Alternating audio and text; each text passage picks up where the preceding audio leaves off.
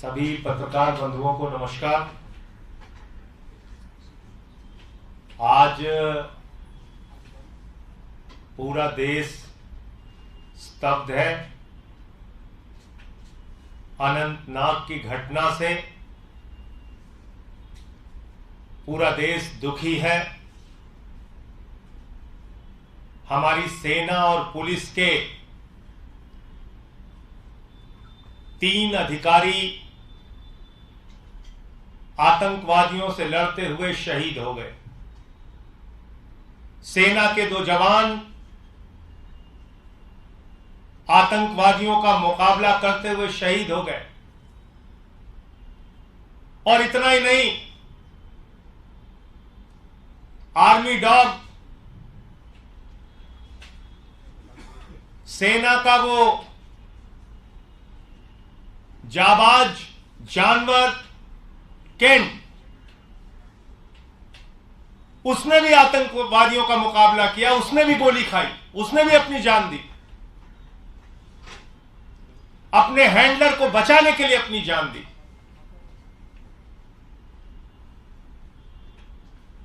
देश की सेना के कर्नल मनप्रीत सिंह जी, जो पंजाब की धरती से आते हैं, उन्होंने अपनी शहादत दी। मेजर आशीष, जो 3 बहनों के अकेले भाई थे,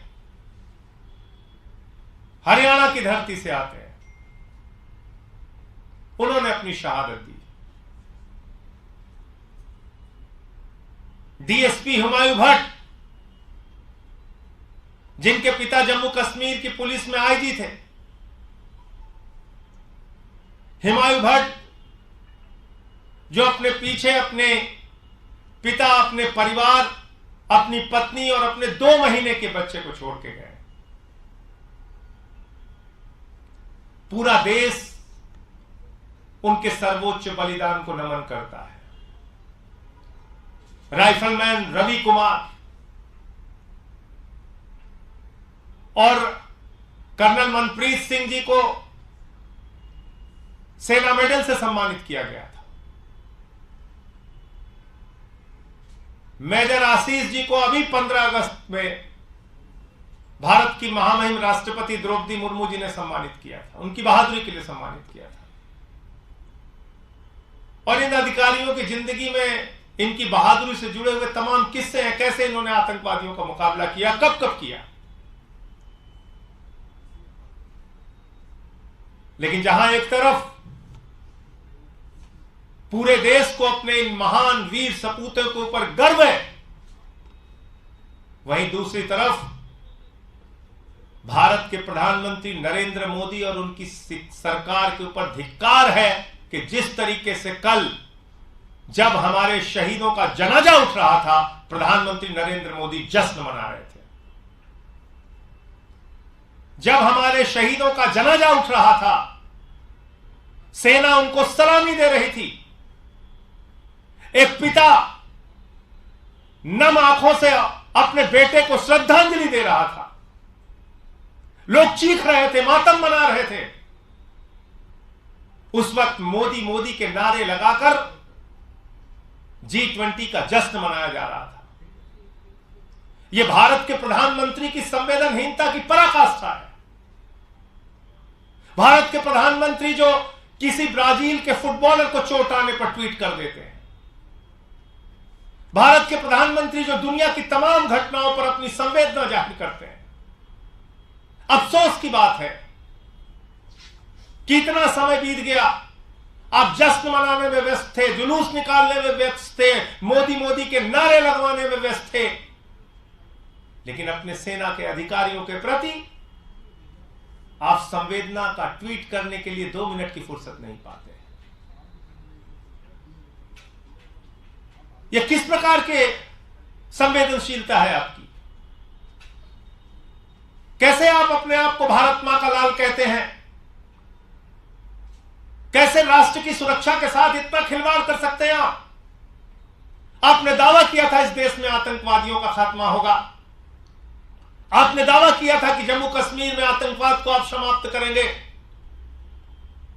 कभी पुलवामा में हमारे 40 जवान शहीद हो जाते हैं, कभी 4 अगस्त को हमारे जवानों के टेंट पे हमला होता है, हमारे जवान शहीद हो जाते हैं।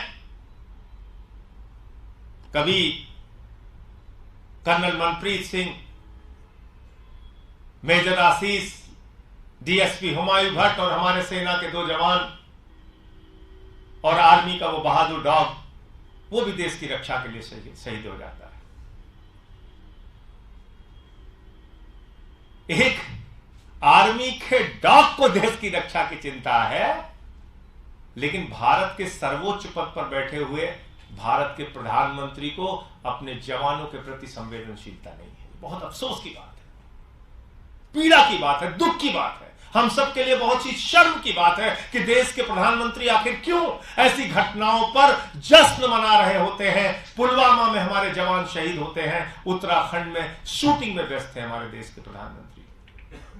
घंटों बाद उनको होश आया कि नहीं, अब हमको डिस्कवरी की शूटिंग से निकलना चाहिए। कोरोना की महामारी में लाखों लोग देश के अंदर मर रहे होते हैं, शमशान घाट में लाशें बिछी होती हैं, गंगा की घाटों पर लोगों को अंतिम संस्कार करने की जगह नसीब नहीं होती। ऐसे समय में भारत के प्रधानमंत्री बंगाल के चुनाव में व्यस्त होते हैं,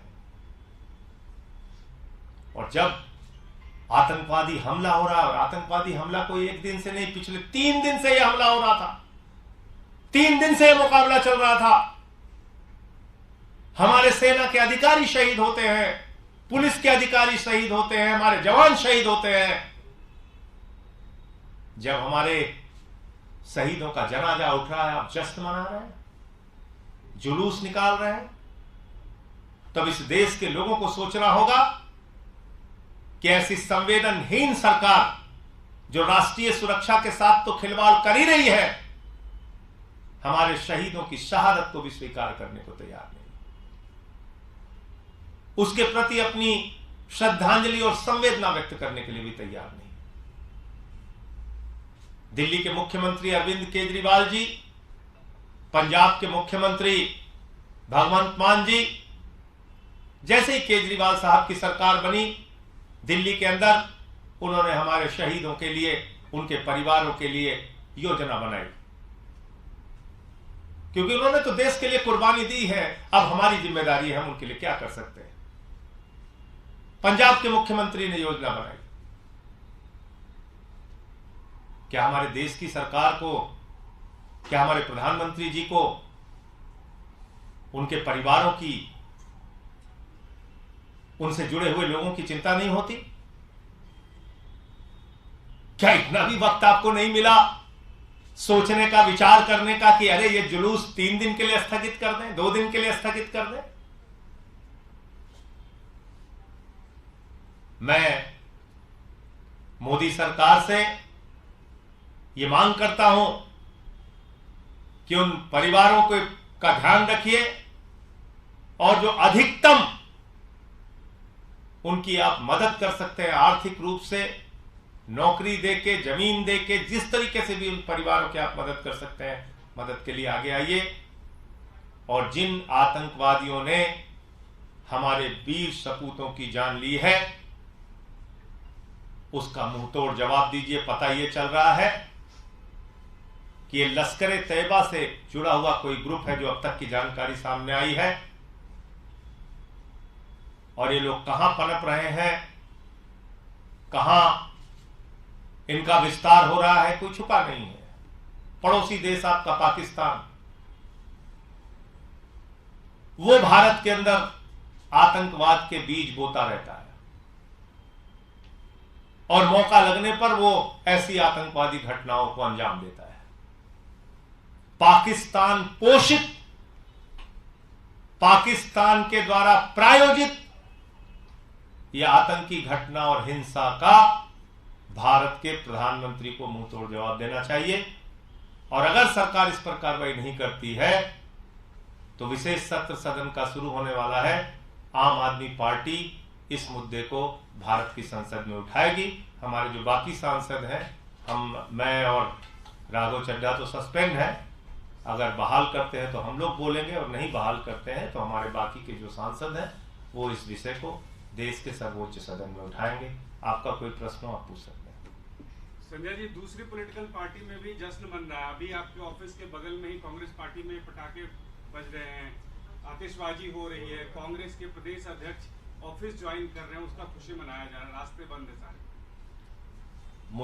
मैं भी इस प्रेस कॉन्फ्रेंस में हूं, मैं सिर्फ ये कह सकता हूं कि इस वक्त जो समय है वो हमारे शहीदों के प्रति नमन, उनको अपनी संवेदना व्यक्त करने का, और भारत की सरकार को, देश के प्रधानमंत्री को इस घटना का मुंहतोड़ जवाब कैसे देना है इसके बारे में सरकार को सामने आके बोलना चाहिए और देश को बताना चाहिए, देश को विश्वास में लेना चाहिए।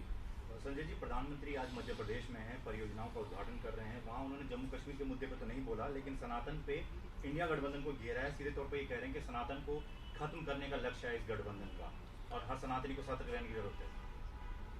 देखिए, भारत के प्रधानमंत्री 24 घंटे सिर्फ चुनाव में और नफरत फैलाने में व्यस्त रहते हैं। मैं सिर्फ इतना कहना चाहता हूं कि देश के प्रधानमंत्री को देश की भी चिंता करनी चाहिए, और सनातन धर्म और हिंदू धर्म के बारे में उन्होंने स्वयं क्या बोला है 30 सेकंड में आपको जरूर सुनाना चाहता हूं। बोलते हैं सब, आप जो बोलते सब मैं मानने को तैयार हूं। हम मानते हैं कि सब हमारे ही लोग हैं इस देश में पले बड़े साहब। इसको दुनिया सुप्रीम कोर्ट के जजमेंट के अनुसार हिंदू ये रिलीजन नहीं है, हिंदू ये वे ऑफ लाइफ है। आप रिलीजन में चले गए, हम सुप्रीम कोर्ट के जजमेंट के हिसाब से करते हैं। सुप्रीम कोर्ट के जजमेंट के हिसाब से हिंदू ये वे ऑफ लाइफ है, और उसमें न बुद्ध को इतराज है न सिख को इतराज है। इतना ही नहीं, आज भी केरल में हमारे ईसाई संप्रदाय ऐसे हैं जो इसी प्रकार से जीवन जीते हैं।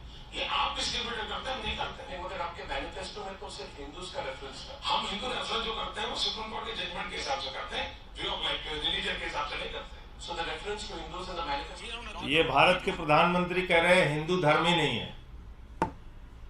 ये देखिए प्रधानमंत्री जी का वक्तव्य है। तो प्रधानमंत्री अपनी सुविधा के हिसाब से बोलेंगे। वो खुद कभी कहेंगे हिंदू धर्म नहीं है, कभी कहेंगे हिंदू धर्म है। सनातन धर्म पर किसी को भी टिप्पणी करने का अधिकार बिल्कुल नहीं है। सभी धर्मों का हमें सम्मान करना चाहिए, और हमारे नेता अरविंद केजरीवाल जी का तो मानना है, उनका नारा है इंसान का इंसान से हो भाईचारा। यही पैगाम हमारा। सभी धर्मों के बीच में समन्वय होना चाहिए, प्रेम होना चाहिए, भाईचारा होना चाहिए। ये आम आदमी पार्टी का मानना है। हम किसी के धर्म के खिलाफ ना बोलते हैं, ना वो उसको लेके कोई राजनीति करते हैं। लेकिन मैं बहुत स्पष्ट तौर पे कहना चाहता हूं कि हिंदू धर्म का और सनातन धर्म का इस धरती पर सबसे ज्यादा नुकसान अगर किसी ने किया है तो उस पार्टी का नाम है भारतीय जनता पार्टी, और उस नेता का नाम है नरेंद्र मोदी। मैं कैसे कह रहा हूं 2 मिनट में आपको बताना चाहता हूं। ये वो लोग हैं जो प्रभु श्री राम के मंदिर में चंदा चोरी का काम करते हैं। मैंने उसका प्रमाण दिया था। 2 करोड़ की जमीन 18.5 करोड़ रुपए में इन लोगों ने खरीदने का काम किया मात्र 5 मिनट के अंदर। 16.5 करोड़ रुपए के भ्रष्टाचार का प्रमाण है भाजपाइयों के खिलाफ प्रभु श्री राम के मंदिर के निर्माण में। दूसरा, इनका एक उप मुख्यमंत्री थे दिनेश शर्मा जी, उन्होंने कहा सीता मैया टेस्ट ट्यूब बेबी है। योगी आदित्यनाथ जी इनके नेता हैं, उन्होंने तो भगवान की जाति खोज ली। कहने लगे बजरंगबली जी दलित थे, आदिवासी थे। बताइए कहा नहीं कहा उन्होंने। शिवराज सिंह जी मुख्यमंत्री हैं मध्य प्रदेश के, उन्होंने क्या कहा? नरेंद्र मोदी जी भगवान श्री राम हैं और अमित शाह जी बजरंगबली हैं। आप हमारे देवताओं की तुलना नरेंद्र मोदी और अमित शाह से कर रहे हैं? यह धर्म का अपमान नहीं है? इसी संसद के अंदर एक सांसद महोदय ने क्या कहा था? विस्की में क्या बसे और जिन में क्या बसे और ठर्रे में क्या बसे। उनके बेटे को तो आप कैबिनेट मंत्री के पद से सुशोभित कर रहे हैं। इतिहास पता है आपका भाजपा को? मैं बताता हूं आपको। मुख्यमंत्री बनाया इन्होंने मायावती जी को, रिकॉर्ड तलाशिएगा जाके। मुख्यमंत्री बनाया, भारतीय जनता पार्टी के 176 विधायक थे और मायावती जी के 60-65 विधायक थे। पहली सरकार बनी थी, पहली सरकार। और उसमें किसका मेला लगवाया था मायावती जी ने? पेरियार का मेला लगवाया था। पेरियार कौन थे? रावण समर्थक थे। बताइए, बीजेपी के एक भी नेता ने, मंत्री ने इस्तीफा दिया हो? और इसी डीएमके के साथ 2-2 बार सरकार बना चुके हैं। बताइए आप। तो इसलिए हमको भाजपाइयों से नहीं सीखना है हिंदू धर्म और सनातन धर्म। हम जानते हैं सनातन धर्म और हिंदू धर्म को कैसे निभाना है, क्या उसकी परंपरा है, क्या उसका संदेश है। हिंदू धर्म का संदेश है वसुदेव कुटुंबकम, पूरा विश्व हमारा परिवार है। अरे हम तो हर पूजा के बाद कहते हैं धर्म की जय हो, अधर्म का नाश हो, प्राणियों में सद्भावना हो, विश्व का कल्याण हो। भाजपाई क्या कहते हैं? प्राणियों में दुर्भावना हो, प्राणियों में दुर्भावना हो, ये इनका संदेश है। तो इसलिए हिंदू धर्म का कौन नुकसान कर रहा है, ये बीजेपी के नेताओं को बिल्कुल नहीं बोलना चाहिए। उनका कच्चा चिट्ठा हमारे पास रखा हुआ है। भाजपाइयों का हिंदू धर्म से, सनातन धर्म से कोई लेना देना नहीं है। और बाकी हिंदू धर्म को लेके किसी भी नेता, चाहे वो उदयनिधि महाराज हो, किसी पार्टी का कोई नेता हो, हिंदू धर्म और सनातन धर्म पे कोई टिप्पणी करने का अधिकार किसी को नहीं है।